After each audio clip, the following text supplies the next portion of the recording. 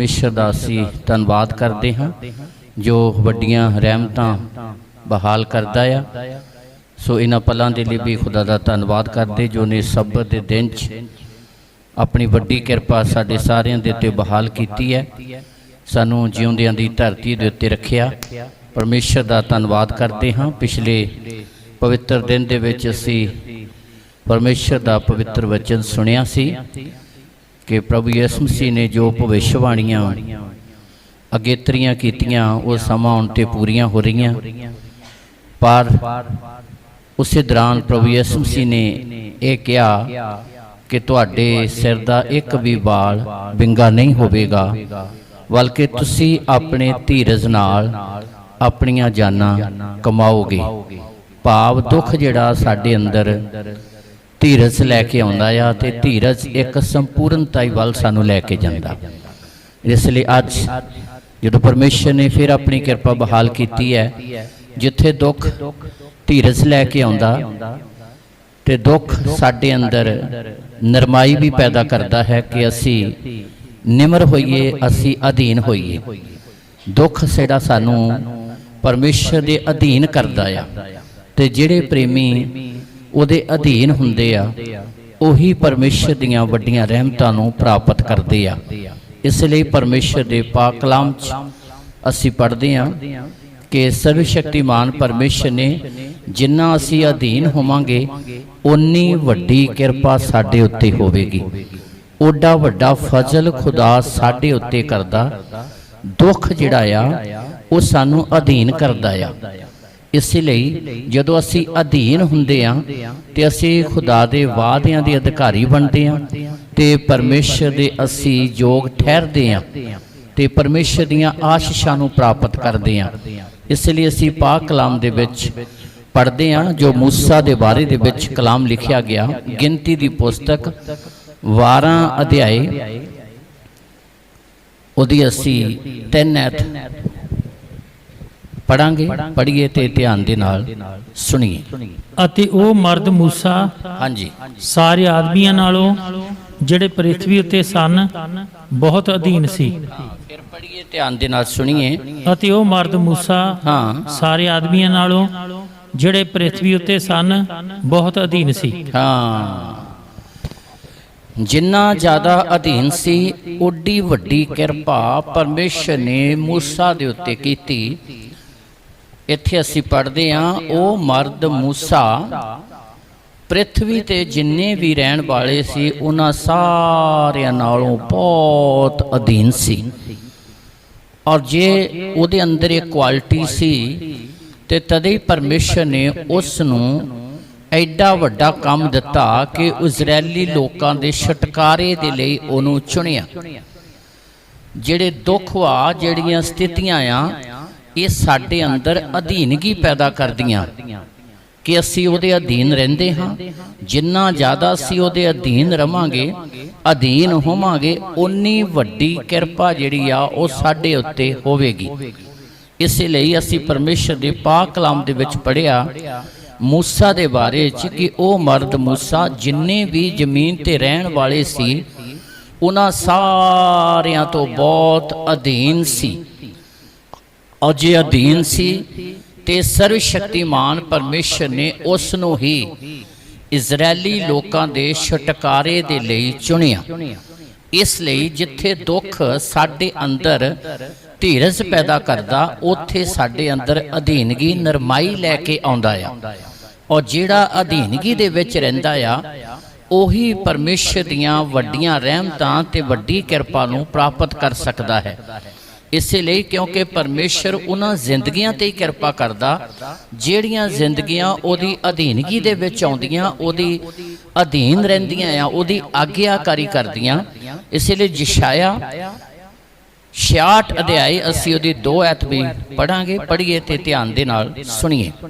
इन्हां सबनां नूं मेरे ही हत्थ ने बनाया है। हाँ यशाया नबी जिहड़ा वो इत्थे इसे गल नूं प्रगट करदा कि सर्वशक्तिमान परमेश्वर किहदे नाल रहिंदा ते किहदे उत्ते दया करदा है। जदों असीं इहदी पहली ऐत पढ़दे हां ਤੇ ਉੱਥੇ ਲਿਖਿਆ ਗਿਆ ਕਿ ਯਹੋਵਾ ਆਖਦਾ, ਆਕਾਸ਼ ਮੇਰਾ ਸਿਘਾਸਨ ਤੇ ਧਰਤੀ ਮੇਰੇ ਪੈਰ ਰੱਖਣ ਦੀ ਚੌਂਕੀ ਹੈ, ਕਿ ਮਨੁੱਖ ਮੇਰੇ ਲਈ ਕਿਹੋ ਜਿਹਾ ਸਥਾਨ ਬਣਾਵੇਗਾ ਜਿੱਥੇ ਮੈਂ ਰਵਾਂ। ਯਸ਼ਾਇਆ ਨੇ ਪਰਮੇਸ਼ਰ ਦੇ ਰਹਿਣ ਦੇ ਸਥਾਨ ਨੂੰ ਇੱਥੇ ਬਹੁਤ ਕਲੀਅਰ ਕਰਕੇ ਪੇਸ਼ ਕੀਤਾ ਆ ਕਿ ਸਰਵ ਸ਼ਕਤੀਮਾਨ ਪਰਮੇਸ਼ਰ ਕਿਹਦੇ ਨਾਲ ਚੱਲਦਾ ਤੇ ਕਿਹਦੇ ਨਾਲ ਰਹਿੰਦਾ ਆ ਤੇ ਕਿਹਦੇ ਉੱਤੇ ਉਹਦੀ ਨਿਗਾਹ ਜਿਹੜੀ ਆ ਉਹ ਬਣੀ ਰਹਿੰਦੀ ਹੈ। ਮੈਂ ਚਾਹੁੰਦਾ ਕਿ ਪਹਿਲੀ ਤੇ ਦੂਸਰੀ ਐ ਦੋਨੇ ਐਤਾਂ ਪੜ੍ਹੀਏ, ਧਿਆਨ ਦੇ ਨਾਲ ਸੁਣੀਏ। ਯਹੋਵਾ ਇਉਂ ਆਖਦਾ ਹੈ ਸਰਵ ਸ਼ਕਤੀਮਾਨ ਪਰਮੇਸ਼ਰ ਇਸ ਤਰ੍ਹਾਂ ਆਖਦਾ ਆ ਕਿ ਆਕਾਸ਼ ਮੇਰਾ ਸਿਘਾਸਨ ਕਿ ਆਕਾਸ਼ ਮੇਰਾ ਸਿਘਾਸਨ ਅਤੇ ਧਰਤੀ ਮੇਰੇ ਪੈਰ ਰੱਖਣ ਦੀ ਚੌਂਕੀ ਹੈ। ਤੇ ਧਰਤੀ ਮੇਰੇ ਪੈਰ ਰੱਖਣ ਦੀ ਚੌਂਕੀ ਹੈ। ਉਹ ਭਵਨ ਫਿਰ ਕਿਹੋ ਜਿਹਾ ਹੋਵੇਗਾ ਉਹ ਭਵਨ ਫਿਰ ਕਿਹੋ ਜਿਹਾ ਹੋਵੇਗਾ ਜੋ ਤੁਸੀਂ ਮੇਰੇ ਲਈ ਬਣਾਓਗੇ, ਜੋ ਤੁਸੀਂ ਮੇਰੇ ਲਈ ਬਣਾਓਗੇ।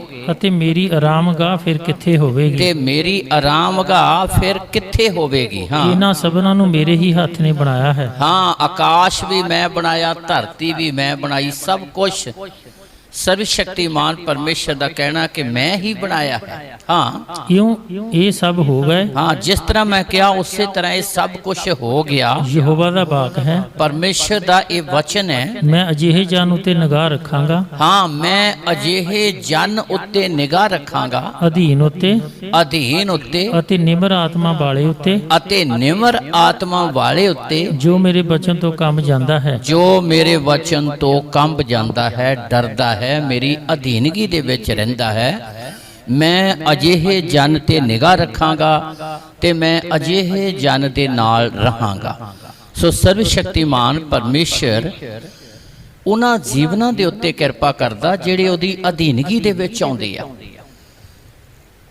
ਜਿਵੇਂ ਯਾਕੂਬ ਵੀ ਬਿਆਨ ਕਰਦਾ ਕਿ ਪਰਮੇਸ਼ਰ ਹਲੀਮਾਂ ਦੇ ਉੱਤੇ ਕਿਰਪਾ ਕਰਦਾ ਹੈ। ਜਿਹੜੇ ਹਲੀਮ ਹੁੰਦੇ, ਜਿਹੜੇ ਅਧੀਨ ਹੁੰਦੇ ਆ, ਜਿਹੜੇ ਆਪਣੇ ਆਪ ਨੂੰ ਸਰਵ ਸ਼ਕਤੀਮਾਨ ਪਰਮੇਸ਼ਰ ਦੇ ਹੱਥ ਦਿੰਦੇ ਆ।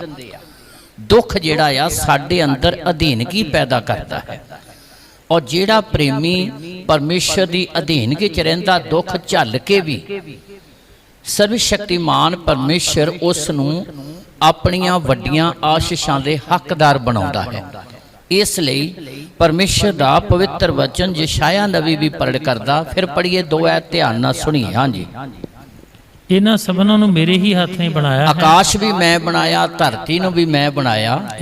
ਇਉਂ ਇਹ ਸਭ ਹੋ ਗਏ। ਇਉਂ ਇਹ ਸਭ ਕੁਝ ਹੋ ਗਿਆ। ਯਹੋਵਾ ਦਾ ਵਾਕ ਹੈ, ਪਰਮੇਸ਼ਰ ਦਾ ਇਹ ਵਚਨ ਹੈ, ਮੈਂ ਅਜਿਹੇ ਜਨ ਉੱਤੇ ਨਿਗਾਹ ਰੱਖਾਂਗਾ, ਮੈਂ ਅਜਿਹੇ ਜਨ ਤੇ ਨਿਗਾਹ ਰੱਖਾਂਗਾ, ਅਧੀਨ ਉੱਤੇ ਅਧੀਨ ਉੱਤੇ ਅਤੇ ਨਿਮਰ ਆਤਮਾ ਵਾਲੇ ਉੱਤੇ, ਅਤੇ ਨਿਮਰ ਆਤਮਾ ਵਾਲੇ ਉੱਤੇ, ਜੋ ਮੇਰੇ ਬਚਨ ਤੋਂ ਕੰਮ ਜਾਂਦਾ ਹੈ। ਜੋ ਮੇਰੇ ਵਚਨ ਤੋਂ ਕੰਬ ਜਾਂਦਾ ਹੈ।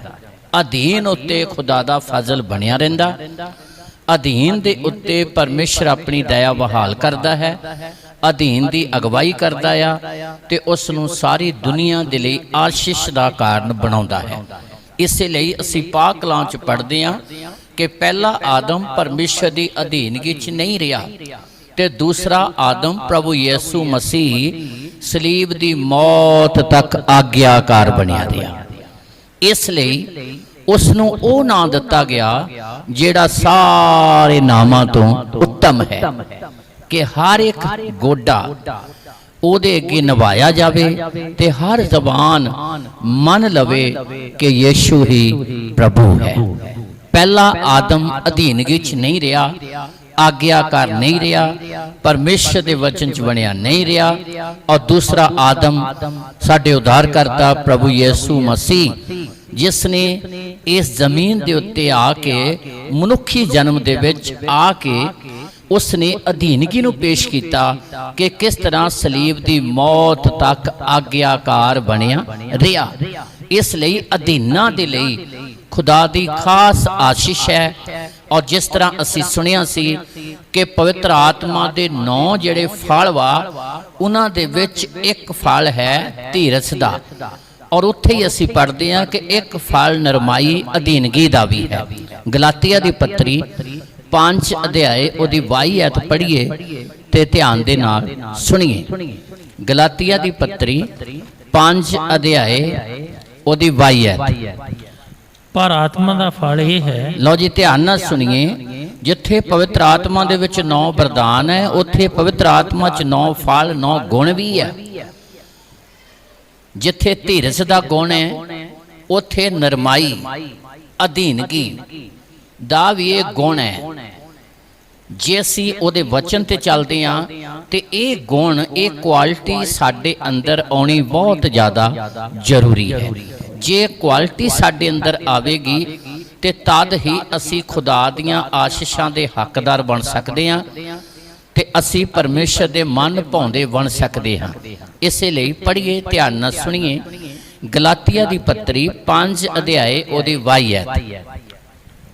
ਪਰ ਆਤਮਾ ਦਾ ਫਲ ਇਹ ਹੈ, ਆਤਮਾ ਦਾ ਫਲ ਇਹ ਹੈ ਪ੍ਰੇਮ, ਪ੍ਰੇਮ, ਆਨੰਦ, ਆਨੰਦ, ਸ਼ਾਂਤੀ, ਸ਼ਾਂਤੀ, ਧੀਰਜ, ਧੀਰਜ, ਦਿਆਲਗੀ, ਦਿਆਲਗੀ, ਭਲਾਈ, ਭਲਾਈ, ਵਫਾਦਾਰੀ, ਵਫਾਦਾਰੀ, ਨਰਮਾਈ, ਨਰਮਾਈ, ਸੰਜਮ। ਸੰਜਮ। ਨਰਮਾਈ 8ਵਾਂ ਜਿਹੜਾ ਪੁਆਇੰਟ ਹੈ, ਇਹ ਅਧੀਨਗੀ ਜਦੋਂ ਸਾਡੇ ਅੰਦਰ ਆਵੇਗੀ ਤੇ ਇਹ ਕੁਆਲਿਟੀ ਸਾਡੇ ਅੰਦਰ ਹੋਵੇਗੀ ਤੇ ਖੁਦਾ ਜਿਹੜਾ ਆ ਆਪਣੀਆਂ ਰਹਿਮਤਾਂ ਸਾਡੇ ਉੱਤੇ ਬਹਾਲ ਕਰੇਗਾ। ਜਿਸ ਤਰ੍ਹਾਂ ਅਸੀਂ ਯਸ਼ਾਇਆ ਦੇ ਵਚਨ 'ਚ ਪੜ੍ਹਿਆ, ਅਧੀਨ ਤੇ ਨਿਮਰ ਆਤਮਾ ਵਾਲਾ ਜਿਹੜਾ ਵਚਨ ਦੇ ਅਨੁਸਾਰ ਆਪਣਾ ਜੀਵਨ ਬਤੀਤ ਕਰਦਾ ਹੈ, ਜਿਹਦੇ ਅੰਦਰ ਨਰਮਾਈ ਅਧੀਨਗੀ ਆ ਗਈ, ਉਹੀ ਸਰਵ ਸ਼ਕਤੀਮਾਨ ਪਰਮੇਸ਼ਰ ਦੀਆਂ ਰਹਿਮਤਾਂ ਦਾ ਹੱਕਦਾਰ ਬਣ ਸਕਦਾ ਹੈ। ਇਸ ਲਈ ਸਰਵ ਸ਼ਕਤੀਮਾਨ ਪਰਮੇਸ਼ਰ ਸਾਡੇ ਤੋਂ ਮੰਗ ਕਰਦਾ ਆ ਕਿ ਜੇ ਦੁੱਖ ਆ, ਕਸ਼ਟ ਆ, ਕਿਸੇ ਤਰ੍ਹਾਂ ਦੀ ਸਥਿਤੀਆਂ ਆ, ਉਹਨਾਂ ਸਥਿਤੀਆਂ 'ਚ ਵੀ ਅਸੀਂ ਖੁਦਾ ਦੇ ਵਚਨ ਦੇ ਵਿੱਚ ਬਣੇ ਰਹੀਏ। ਇਜ਼ਰਾਈਲੀ ਲੋਕਾਂ ਦੀ ਪਰਮੇਸ਼ਰ ਦੀ ਇਹੀ ਯੋਜਨਾ ਸੀ, ਜਿੱਥੇ 40 ਦਿਨ ਦਾ ਸਫ਼ਰ ਜਿਹੜਾ 40 ਸਾਲਾਂ ਦੇ ਵਿੱਚ ਬਦਲ ਗਿਆ। ਉਹਦਾ ਕਾਰਨ ਕਿ ਉਹ ਬੁੜਬੜਾਉਂਦੇ ਸੀ, ਉਹਦਾ ਕਾਰਨ ਉਹ ਬੇਮੁਖ ਹੁੰਦੇ ਸੀ, ਉਹਦਾ ਕਾਰਨ ਉਹ ਪਰਮੇਸ਼ਰ ਦੇ ਵਿਰੋਧ ਬੋਲਦੇ ਸੀ, ਉਹਦਾ ਕਾਰਨ ਉਹ ਪਰਮੇਸ਼ਰ ਦੇ ਜਨ ਮੂਸਾ ਦੇ ਵਿਰੋਧ ਬੋਲਦੇ ਸੀ, ਜਿਸ ਕਾਰਨ 40 ਦਿਨਾਂ ਦਾ ਜਿਹੜਾ ਸਫ਼ਰ ਸੀ ਉਹ 40 ਸਾਲਾਂ ਦੇ ਵਿੱਚ ਬਦਲ ਗਿਆ। ਕਿਉਂਕਿ ਪਰਮੇਸ਼ਰ ਦੀ ਯੋਜਨਾ ਸੀ, ਜੇ ਦੁੱਖ ਆਉਂਦਾ ਸੀ, ਜੇ ਕਸ਼ਟ ਆਉਂਦਾ ਸੀ, ਜੇ ਕੁਝ ਖਾਣ ਲਈ ਉਹਨਾਂ ਨੂੰ ਨਹੀਂ ਮਿਲ ਰਿਹਾ ਸੀ, ਜੇ ਉਹਨਾਂ ਨੂੰ ਕੁਝ ਪੀਣ ਲਈ ਰਸਤੇ 'ਚ ਨਹੀਂ ਮਿਲ ਰਿਹਾ ਸੀ, ਤੇ ਪਰਮੇਸ਼ਰ ਦੇਖਣਾ ਚਾਹੁੰਦਾ ਸੀ ਕਿ ਇਹ ਮੇਰੀ ਅਧੀਨਗੀ 'ਚ ਰਹਿਣਗੇ ਜਾਂ ਨਹੀਂ ਰਹਿਣਗੇ, ਕਿ ਇਹਨਾਂ ਨੂੰ ਮੇਰੇ ਤੇ ਭਰੋਸਾ ਹੈ। ਇਸੇ ਲਈ ਥੋੜੇ ਸਮੇਂ ਦੇ ਲਈ ਪਰਮੇਸ਼ਰ ਇਦਾਂ ਦੀ ਸਥਿਤੀ ਉਹਨਾਂ ਜ਼ਿੰਦਗੀਆਂ 'ਚ ਲੈ ਕੇ ਆਉਂਦਾ ਸੀ, ਜੇ ਉਹਨਾਂ ਨੂੰ ਭੋਜਨ ਨਹੀਂ ਮਿਲਿਆ ਤੇ ਖੁਦਾ ਦੇਖਣਾ ਚਾਹੁੰਦਾ ਸੀ ਤੇ ਇਹ ਸਿੱਧ ਕਰਨਾ ਚਾਹੁੰਦਾ ਸੀ ਕਿ ਮਨੁੱਖ ਨਿਰੀ ਰੋਟੀ ਨਾਲ ਨਹੀਂ, ਬਲਕਿ ਪਰਮੇਸ਼ਰ ਦੇ ਮੁਖ 'ਚੋਂ ਨਿਕਲੇ ਹੋਏ ਵਾਕ ਨਾਲ ਵੀ ਜਿਉਂਦਾ ਰਹਿ ਸਕਦਾ ਹੈ। ਇਸ ਲਈ ਸਥਿਤੀਆਂ ਜੇ ਹਾਲਾਤ ਆਉਂਦੇ ਆ ਤੇ ਇਹ ਸਾਡੇ ਅੰਦਰ ਉਹ ਕੁਆਲਿਟੀ ਪੈਦਾ ਕਰਦੇ ਆ ਜਿਹੜੀ ਕੁਆਲਿਟੀ ਆਮ ਹਾਲਤ ਦੇ ਵਿੱਚ ਪੈਦਾ ਨਹੀਂ ਹੋ ਸਕਦੀ।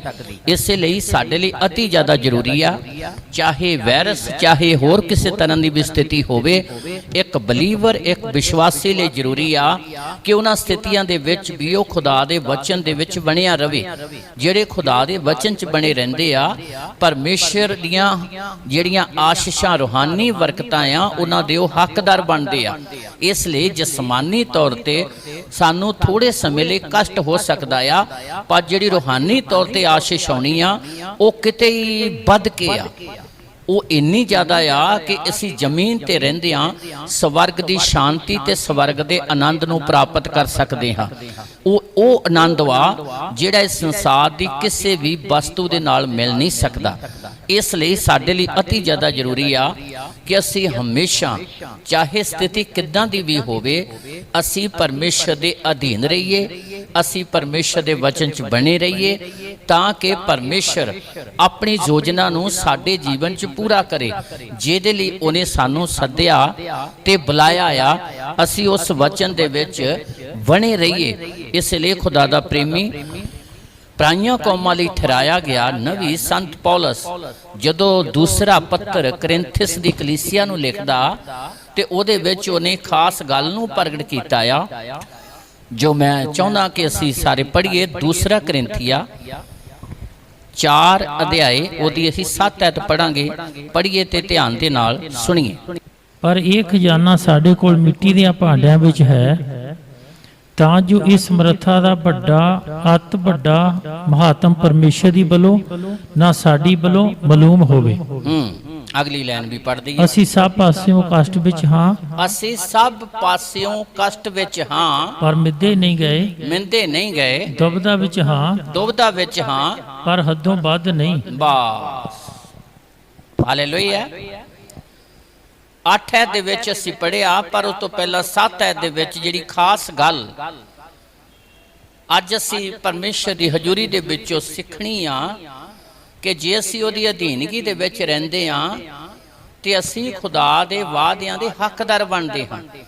ਇੱਥੇ ਕਿੰਨੀ ਜ਼ਬਰਦਸਤ ਗੱਲ ਪਰਮੇਸ਼ਰ ਦਾ ਪ੍ਰੇਮੀ ਸੰਤ ਪੌਲਸ ਸੰਸਾਰ ਦੀ ਇੱਕ ਵਸਤੂ ਦੇ ਨਾਲ ਤੁਲਨਾ ਕਰਕੇ ਪੇਸ਼ ਕਰਦਾ ਹੈ। ਇਦਾਂ ਹੀ ਜਿਸ ਤਰ੍ਹਾਂ ਪ੍ਰਭੂ ਯਿਸੂ ਮਸੀਹ ਨੇ ਕਿਹਾ, ਅੰਗੂਰ ਦੀ ਵੇਲ ਮੈਂ ਆ ਤੇ ਤੁਸੀਂ ਕੀ ਹੋ? ਟਹਿਣੀਆਂ ਆ। ਜਿਹੜੀ ਟਹਿਣੀ ਅੰਗੂਰ ਦੀ ਵੇਲ ਨਾਲ ਜੁੜੀ ਰਹਿੰਦੀ ਆ ਉਹ ਫਲ ਵੀ ਦਿੰਦੀ ਆ ਤੇ ਉਹਦਾ ਵਾਧਾ ਵੀ ਹੁੰਦਾ ਆ। ਜਿਹੜੀ ਟਹਿਣੀ ਅੰਗੂਰ ਦੀ ਵੇਲ ਨਾਲ ਜੁੜੀ ਰਹਿੰਦੀ ਆ, ਮਸਲਾ ਅੰਗੂਰ ਦੀ ਵੇਲ ਦਾ ਨਹੀਂ, ਮਸਲਾ ਇਹ ਰੂਹਾਨੀ ਭੇਤ ਹੈ, ਆਤਮਿਕ ਤੌਰ ਤੇ। ਇੱਥੇ ਵੀ ਇਸੇ ਗੱਲ ਨੂੰ ਪੇਸ਼ ਕੀਤਾ ਗਿਆ। 7 ਐਤ ਫਿਰ ਪੜ੍ਹੀਏ, ਧਿਆਨ ਨਾਲ ਸੁਣੀਏ। ਖੁਦਾ ਦਾ ਜਨ ਸੰਤ ਪੌਲਸ ਜਿਹੜਾ ਇਸ ਗੱਲ ਨੂੰ ਬਿਆਨ ਕਰਦਾ ਆ। ਪਰ ਇਹ ਖਜ਼ਾਨਾ ਸਾਡੇ ਕੋਲ ਮਿੱਟੀ ਦੇ ਭਾਂਡਿਆਂ ਵਿੱਚ ਹੈ। ਬਸ ਉਹ ਬਿਆਨ ਕਰਦਾ, ਕਹਿੰਦਾ ਇਹ ਖਜ਼ਾਨਾ ਸਾਡੇ ਕੋਲ ਮਿੱਟੀ ਦੇ ਭਾਂਡਿਆਂ ਵਿੱਚ ਹੈ। ਸਾਡੇ ਸਰੀਰ ਦੀ ਤੁਲਨਾ ਮਿੱਟੀ ਦੇ ਇੱਕ ਬਰਤਨ ਨਾਲ ਕੀਤੀ ਗਈ ਹੈ। ਜਿਹੜਾ ਸਾਡਾ ਸਰੀਰ ਹੈ ਇਹਦੇ ਵਿੱਚ ਸਪਿਰਿਟ ਹੈ, ਆਤਮਾ ਹੈ, ਗੱਲ ਸਾਰੀ ਰੂਹਾਨੀ ਹੈ, ਪਰ ਉਹ ਇੱਕ ਮਿੱਟੀ ਦੇ ਬਰਤਨ ਦੇ ਨਾਲ ਉਹਦੀ ਤੁਲਨਾ ਕਰਕੇ ਪੇਸ਼ ਕਰਦਾ ਹੈ। ਦੇਖੋ ਸਾਡਾ ਸਰੀਰ ਭਾਵੇਂ ਮਿੱਟੀ ਤੋਂ ਤਿਆਰ ਕੀਤਾ ਗਿਆ, ਪਰ ਖੁਦਾ ਨੇ ਆਪਣਾ ਅੰਸ਼ ਇਸ ਸਰੀਰ ਦੇ ਵਿੱਚ ਪਾਇਆ ਹੈ, ਆਪਣੀ ਆਤਮਾ ਨੂੰ ਇਸ ਸਰੀਰ ਦੇ ਵਿੱਚ ਪਾਇਆ ਆ। ਇੱਥੇ ਉਹ ਰੂਹਾਨੀ ਖਜ਼ਾਨੇ ਦੀ ਗੱਲ ਕਰਦਾ ਆ। ਫਿਰ ਪੜ੍ਹੀਏ, ਧਿਆਨ ਦੇ ਨਾਲ ਸੁਣੀਏ 2-4 ਮਿੰਟ। ਹਾਂਜੀ, ਪਰ ਇਹ ਖਜ਼ਾਨਾ ਸਾਡੇ ਕੋਲ ਮਿੱਟੀ ਦੇ ਭਾਂਡਿਆਂ ਵਿੱਚ ਹੈ। ਰੂਹਾਨੀ ਖਜ਼ਾਨਾ ਸਾਡੇ ਕੋਲ ਮਿੱਟੀ ਦੇ ਭਾਂਡਿਆਂ ਵਿੱਚ ਹੈ। ਧਿਆਨ ਨਾਲ ਸੁਣੀਏ। ਪਹਿਲੀ ਗੱਲ, ਮਿੱਟੀ ਦਾ ਜਿਹੜਾ ਬਰਤਨ ਵੀ ਹੈ, ਮਿੱਟੀ ਦਾ ਬਰਤਨ ਜਦੋਂ ਬਣਦਾ, ਜਿਹਦੇ ਵਿੱਚ ਅਸੀਂ ਜਲ ਪਾਉਂਦੇ ਆ, ਪੀਂਦੇ ਆ, ਘੜਾ ਜਿਹਨੂੰ ਕਹਿੰਦੇ ਆ, ਉਹ ਬਰਤਨ ਜਿਹੜਾ ਬਣਦਾ ਆ ਉਹ ਉਸ ਮਿੱਟੀ ਤੋਂ ਤਿਆਰ ਹੁੰਦਾ ਆ, ਜਿਹਨੂੰ ਬਾਰ-ਬਾਰ ਗੋਇਆ ਜਾਂਦਾ ਆ, ਜਿਹਨੂੰ ਬਾਰ-ਬਾਰ ਲਤਾੜਿਆ ਜਾਂਦਾ ਆ। ਜਦ ਤੀਕਰ ਉਹ ਮਿੱਟੀ ਮਹੀਨ ਨਹੀਂ ਹੋ ਜਾਂਦੀ, ਉਦੋਂ ਤੱਕ ਉਹ ਬਰਤਨ ਦੇ ਯੋਗ ਨਹੀਂ ਬਣਦੀ, ਉਦੋਂ ਤੱਕ ਉਹਦਾ ਮਿੱਟੀ ਦਾ ਬਰਤਨ ਨਹੀਂ ਬਣਦਾ। ਮਿੱਟੀ ਦਾ ਬਰਤਨ ਬਣਾਉਣ ਲਈ ਵੀ ਇੱਕ ਘੁਮਿਆਰ ਨੂੰ ਮਿੱਟੀ ਨੂੰ ਬਾਰ-ਬਾਰ ਤੋੜਨਾ ਪੈਂਦਾ ਹੈ, ਬਾਰ-ਬਾਰ ਲਤਾੜਨਾ ਪੈਂਦਾ ਹੈ। ਕਦੀ ਕਿਤੇ ਬਰਤਨ ਮਿੱਟੀ ਦੇ ਬਣਦੇ ਦੇਖਿਓ ਤੇ ਤੁਹਾਨੂੰ ਪਤਾ ਲੱਗੇਗਾ ਕਿ ਇੱਕ ਮਿੱਟੀ ਨੂੰ ਕਿੰਨਾ ਲਤਾੜਿਆ ਜਾਂਦਾ, ਕਿੰਨਾ ਉਹਨੂੰ ਕੁੱਟਿਆ ਜਾਂਦਾ, ਕੁੱਟਣ ਤੋਂ ਬਾਅਦ ਕਿੰਨਾ ਉਹਨੂੰ ਮਹੀਨ ਕੀਤਾ ਜਾਂਦਾ ਆ। ਜਦੋਂ ਬਿਲਕੁਲ ਮਹੀਨ ਹੋ ਜਾਂਦੀ ਆ, ਤਦ ਜਾ ਕੇ ਉਹ ਇੱਕ ਬਰਤਨ ਬਣਦੀ ਸਟੇਜ ਵਿੱਚ ਆਉਂਦੀ ਹੈ। ਔਰ ਜਦੋਂ ਉਹ ਬਰਤਨ ਬਣਦੀ ਸਟੇਜ ਵਿੱਚ ਆਉਂਦੀ ਆ ਮਿੱਟੀ, ਤਦ ਘੁਮਿਆਰ ਉਹਦਾ ਬਰਤਨ ਬਣਾਉਂਦਾ ਆ। ਫਿਰ ਬਰਤਨ ਬਣਾਉਣ ਤੋਂ ਬਾਅਦ ਉਸੇ ਬਰਤਨ ਦੇ ਵਿੱਚ ਜਲ ਪਾਇਆ ਜਾਂਦਾ। ਖਾਸ ਕਰਕੇ ਗਰਮੀਆਂ ਦਿਨਾਂ ਦੇ ਵਿੱਚ ਘੜੇ ਦੀ ਖਾਸ ਮਿੱਟੀ ਦੇ ਬਰਤਨ ਦੀ ਅਹਿਮੀਅਤ ਹੈ, ਔਰ ਉਹਦੇ 'ਚ ਉਹ ਕੁਝ ਪਾਇਆ ਜਾਂਦਾ, ਜਲ ਪਾਇਆ ਜਾਂਦਾ, ਜਿਹਦੇ ਪੀਣ ਦੇ ਨਾਲ ਮਨੁੱਖ ਨੂੰ ਜੀਵਨ ਮਿਲਦਾ ਹੈ। ਇੱਥੇ ਇਸੇ ਬਰਤਨ ਦੀ ਗੱਲ, ਮਿੱਟੀ ਦੇ ਬਰਤਨ ਦੀ ਗੱਲ ਖੁਦਾ ਦਾ ਪ੍ਰੇਮੀ ਪਰਾਈਆਂ ਕੌਮਾਂ ਲਈ ਠਹਿਰਾਇਆ ਗਿਆ ਨਵੀਂ ਵਰਣਨ ਕਰਦਾ ਆ। ਇਸ ਲਈ ਜੇਕਰ ਮਿੱਟੀ ਨੂੰ ਬਾਰ-ਬਾਰ ਲਤਾੜਿਆ ਨਹੀਂ ਜਾਏਗਾ, ਬਾਰ-ਬਾਰ ਉਹਨੂੰ ਕੁੱਟਿਆ ਨਹੀਂ ਜਾਏਗਾ, ਉਹਨੂੰ ਮਹੀਨ ਨਹੀਂ ਕੀਤਾ ਜਾਏਗਾ, ਉਹਨੂੰ ਗੋਇਆ ਨਹੀਂ ਜਾਏਗਾ, ਤੇ ਉਹ ਕਦੀ ਵੀ ਉਹਦਾ ਬਰਤਨ ਬਣ ਨਹੀਂ ਸਕਦਾ। ਜੇ ਬਰਤਨ ਨਹੀਂ ਬਣ ਸਕਦਾ ਤੇ ਉਹਦੇ 'ਚ ਜਲ ਵੀ ਨਹੀਂ ਪੈ ਸਕਦਾ, ਤੇ ਜਲ ਦੇ ਵਿੱਚ ਜੀਵਨ ਹੈ। ਇਸੇ ਲਈ ਪ੍ਰਭੂ ਯਿਸੂ ਮਸੀਹ ਨੇ ਰੂਹਾਨੀ ਜਲ ਅੰਮ੍ਰਿਤ ਜਲ ਦੀ ਵੀ ਤੁਲਨਾ ਜਿਹੜੀ ਆ ਉਸੇ ਨਾਲ ਕੀਤੀ ਆ। इसलिए साडे उद्धारकर्ता प्रभु यीशु मसीह ने पढ़ांगे नहीं यूहन्ना दी अंजील 7 अध्याय दी 37-38 आयत च लिखिया, यशाया 55 अध्याय दे विच लिखिया, जे कोई तिहाया होवे तां मेरे कोल आवे। ओ जल जिहदे विच रूहानी जीवन है, जिद्दां इह जल पींदे आ ते साहीं सरीरक तौर ते जिउंदे आ, इसे तरह अमृत जल की जिहड़ी तुलना आ वो आम जल दे नाल कीती गई आ। ते यशाया बयान करदा, जे कोई तिहाया होवे तां मेरे कोल आवे, मुफ्त जल पीवे। इसलिए खुदा दा जन इत्थे इस गल नूं पेश करदा आ। फिर पढ़िए, ध्यान नाल सुनिए। हाँ जी, पर यह खजाना साडे कोल मिट्टी दे भांडिਆਂ ਵਿੱਚ है। ਇਹ खजाना साडे कोल मिट्टी दे भांडिਆਂ ਵਿੱਚ है कि असी वो बर्तन बनीए जिहदे विच परमेश्वर अपने रूहानी खजाने नूं प्रगट करे, सानू अपने रूहानी खजाने दे नाल भर देवे, सानू अपनियां रूहानी आशीषां दे नाल भर देवे। पर यह तद ही हो सकता आ जे असी उस मिट्टी की तरह जिन्हों बार बार लताड़िया जाता, बार बार तोड़िया जाता, बार बार कुटिया जाता, बार बार गुन्निया जाता, तद जाके वह महीन हुंदी आ ते एक बर्तन बन दे योग बनती है। ते जो बर्तन बनता आ ते ओदे विच फिर जल पाया जाता, ते उस जल नूं तुसी ते मैं पींदे हाँ, ते ओदे विच सरीरक जीवन है। इसी तरह इस बर्तन की तुलना साडे शरीर के नाल कीती आ। जेकर असी दुख के समय, कष्ट के समय, मुसीबत के समय खुदा दे वचन च बने रहंदे आ ते ओह सानू कामलता वाल नूं लैके जाना चाहुंदा आ, ते ओह साडे अंदर ओह खजाने भरना चाहुंदा आ जिन्हां दे विच जीवन है, जिन्हां दे विच आशीष है, जिन्हां विच आनंद है, जिन्हां विच रूहानी खुशी है जिहड़ी कदी भी खत्म नहीं हो सकती। इसे लई अधीन ते निमर होना साडे लई अति ज़्यादा जरूरी आ। ते जे मिट्टी नूं कुट्टिया नहीं जावेगा, मिट्टी नूं तोड़िया नहीं जावेगा, ते ओह कदी भी बर्तन बन नहीं सकदा। ते जो बर्तन ही नहीं बन सकदा ते ओहदे च जल भी कदी पै नहीं सकदा। ओही मिट्टी आ जिहड़ी खेतां 'च पई है, ते ओही मिट्टी आ जिहदा एक बर्तन बन जांदा ते ओहदे विच जल पाया जांदा, ते ओह मनुखी जीवन दा एक खास हिस्सा बन जांदा है। इसलिए मिट्टी मिट्टी दे विच भी फर्क है ते इंसान दी जिंदगी दे विच भी फर्क है। इसलिए खुदा तुहानू इन्हां स्थितियां च इदां दे बनाउणा चाहुंदा कि तुसी उत्तम मिट्टी बन जाओ। मिट्टी दा इजरायली लोकां दे नाल बड़ा वड्डा कनैक्शन है, बड़ा वड्डा तालमेल है। मिस्र दी गुलामी दे विच इजरायली लोक इट्टां बनाउंदे सी। आ जिहड़ी इट्टां दी बिल्डिंग दे विच असीं अज इत्थे बैठे हां, जिहड़ी इट्टां दीयां बिल्डिंगां दे विच तुसीं अपने घरां दे विच बैठे हां, मिट्टी दा खास जिहड़ा कनैक्शन है इजरायली लोकां दे नाल सी। ਉਹ ਇੱਟਾਂ ਬਣਾਉਂਦੇ ਸੀਗੇ, ਉਹਨਾਂ ਨੂੰ ਜ਼ਬਰਦਸਤੀ ਕਿਹਾ ਜਾਂਦਾ ਸੀ। ਤੇ ਇੱਟ ਵੀ ਅਸੀਂ ਜਾਣਦੇ ਹਾਂ ਜਦੋਂ ਉਹੀ ਮਿੱਟੀ ਮਹੀਨ ਹੁੰਦੀ ਆ ਤੇ ਤਦ ਜਦੋਂ ਨਰਮ ਬਣ ਜਾਂਦੀ ਆ ਤਦ ਹੀ ਉਹਨੂੰ ਇੱਟ ਦਾ ਇੱਕ ਰੂਪ ਦਿੱਤਾ ਜਾਂਦਾ ਆ।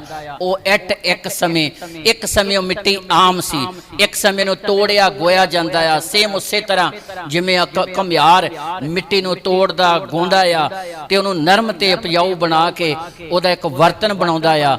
ਇੱਟ ਬਣਾਉਣ ਵੇਲੇ ਵੀ ਉਹੀ ਪ੍ਰੋਸੀਜਰ ਉਹੀ ਵਿਧੀ ਵਿੱਚ ਦੀ ਉਸ ਮਿੱਟੀ ਨੂੰ ਲਗਾਇਆ ਜਾਂਦਾ ਆ ਤੇ ਜਦੋਂ ਇੱਟ ਬਿਲਕੁਲ ਮਿੱਟੀ ਨਰਮ ਬਣ ਜਾਂਦੀ ਆ ਉਹਨੂੰ ਇੱਕ ਸੱਚੇ 'ਚ ਪਾ ਕੇ ਉਹਨੂੰ ਇੱਕ ਇੱਟ ਦਾ ਰੂਪ ਦਿੱਤਾ ਜਾਂਦਾ ਤੇ ਉਹ ਇੱਕ ਇੱਟ ਦੇ ਦੁਆਰਾ ਤੁਸੀਂ ਦੇਖਦੇ ਆ ਆਲ ਵਰਲਡ ਦੇ ਵਿੱਚ ਸਾਰੇ ਸੰਸਾਰ ਦੇ ਵਿੱਚ ਹਰ ਇਨਸਾਨ ਜਿਹੜਾ ਰਹਿ ਰਿਹਾ ਘਰਾਂ ਦੇ ਵਿੱਚ ਰਹਿ ਰਿਹਾ ਤੇ ਉਹ ਇੱਟਾਂ ਇੱਕ ਘਰ ਦਾ ਰੂਪ ਧਾਰਨ ਕਰਦੀਆਂ ਤੇ ਜਿਹੜੀਆਂ ਇਸ ਸੰਸਾਰ ਦੇ ਵਿੱਚ ਆਉਣ ਵਾਲੀਆਂ ਆਫਤਾਂ ਤੇ ਮੁਸੀਬਤਾਂ ਤੋਂ ਜੇ ਤੁਹਾਨੂੰ ਕੋਈ ਬਚਾਉਂਦਾ ਆ ਤਾਂ ਸਿਰਫ ਉਹ ਇੱਟਾਂ ਬਚਾਉਂਦੀਆਂ ਨੇ।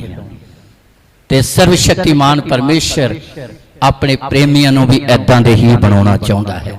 ਕਲਾਮ 'ਚ ਲਿਖਿਆ ਧਰਮੀ ਸਦਾ ਦੀ ਯਾਦਗਰੀ ਦੇ ਲਈ ਹੋਵੇਗਾ। ਜਿਵੇਂ ਇੱਕ ਮਜ਼ਬੂਤ ਬਿਲਡਿੰਗ ਖੜੀ ਰਹਿੰਦੀ ਹੈ ਤੇ ਧਰਮੀ ਭੱਜ ਕੇ ਉਹਦੇ 'ਚ ਪਨਾਹ ਲੈਂਦਾ ਆ, ਇਸੇ ਤਰ੍ਹਾਂ ਸਰਵ ਸ਼ਕਤੀਮਾਨ ਪਰਮੇਸ਼ਰ ਆਪਣੇ ਲੋਕਾਂ ਨੂੰ ਬਣਾਉਣਾ ਚਾਹੁੰਦਾ ਹੈ।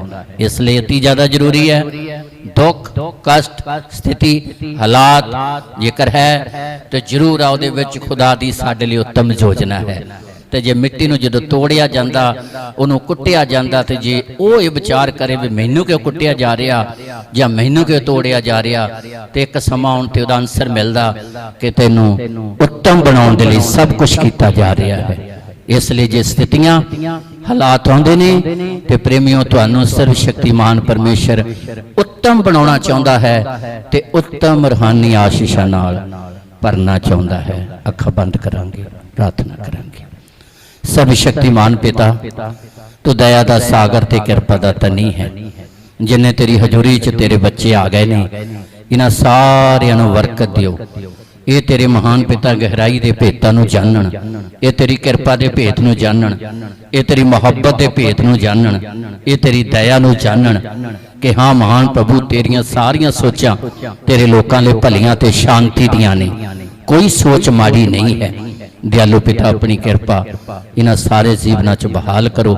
ਇਹ ਜ਼ਿੰਦਗੀਆਂ ਜਿਹੜੇ ਬਚਨ ਦੇ ਪ੍ਰਤੀ ਵਫਾਦਾਰ ਹੋਣ ਤੇ ਤੇਰੀ ਯੋਜਨਾ ਇਹਨਾਂ ਜੀਵਨਾਂ 'ਚ ਪੂਰੀ ਹੋਵੇ। ਅਨੁਗ੍ਰਹਿ ਕਰੋ। ਪ੍ਰਭੂ ਯਿਸੂ ਦੇ ਪਵਿੱਤਰ ਨਾਮ 'ਚ ਮੰਗਦੇ ਹਾਂ, ਆਮੀਨ। ਪ੍ਰਭੂ ਯਿਸੂ ਦੀ ਕਿਰਪਾ, ਪਿਤਾ ਪਰਮੇਸ਼ਰ ਦਾ ਪ੍ਰੇਮ, ਪਵਿੱਤਰ ਆਤਮਾ ਦੀ ਸੰਗਤ ਹੁਣ ਤੋਂ ਲੈ ਕੇ ਆਉਣ ਵਾਲੇ ਸਮੇਂ ਤੱਕ ਸਾਰੀ ਕਲੀਸਿਆ ਨਾਲ ਹੁੰਦੀ ਰਹੇ।